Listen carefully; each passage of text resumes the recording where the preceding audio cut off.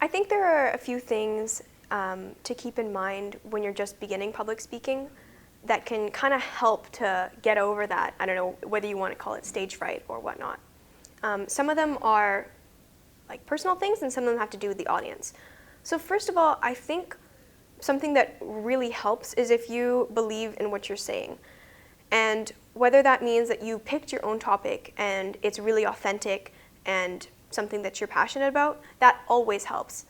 But even if not, even if it's something that you're delivering an impromptu speech on, delivering an impromptu like debate topic on, I think just having the conviction within yourself that you believe in what you're saying and that you actually legitimately want everybody else in the room to believe it is a really important mindset to go into the speaking with. The other thing is just like general self-confidence and trying to cut down on that negative talk. I know that a lot of people, like right before delivering a speech, they're like looking at their notes and like, oh my God, like there's a section that I always forget and I'm sure I'm gonna forget it when I deliver my persuasive speech. And I think that when you have in your brain that you think you're going to forget something, it's probably a lot more likely that you actually will. And so while it's like not a bad thing to review your notes and prepare before you deliver this speech, highly recommend actually that you would practice it.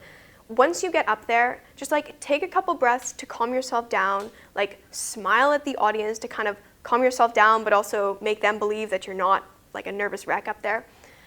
Go in there and deliver your speech telling yourself that you're going to be able to get through it and like giving yourself the positive messages. And whenever you hit a bump and you think that you're going to forget what you're going to say, just take a breath. And if you forget a sentence, just move on. Just make something up. I cannot tell you the number of times this has happened to me, usually in finals. But as long as you've got a general idea of what you're talking about, and that ties into being passionate and authentic about it, if you hit a bump, if you say if there's a little bit of a pause, in the grand scheme of things, nobody really cares. They probably won't even notice.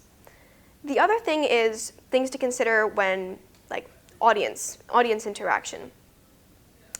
I think one thing to remember is that your audience members are just people. And although they might be judges, and although they might be older than you, or have more degrees than you, or be able to give you scores that could matter a lot, at the very basic level, like when everybody packs up and goes home from the public speaking competition, we all go back and like we lead normal lives. So I think just recognizing that people aren't like inherently scary, and that the only difference between you like chatting with a group of your friends and you giving this speech to a group of people is that these people are older, might have more experience, and that you don't know them as well.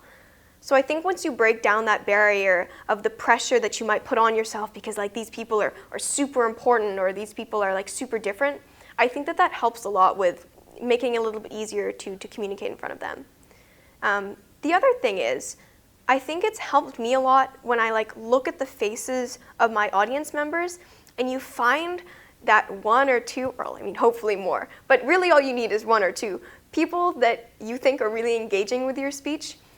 People who just have faces and they're like nodding and smiling along with you, and you can find them, and it feels so wonderful to be able to be speaking and seeing that engagement in somebody else.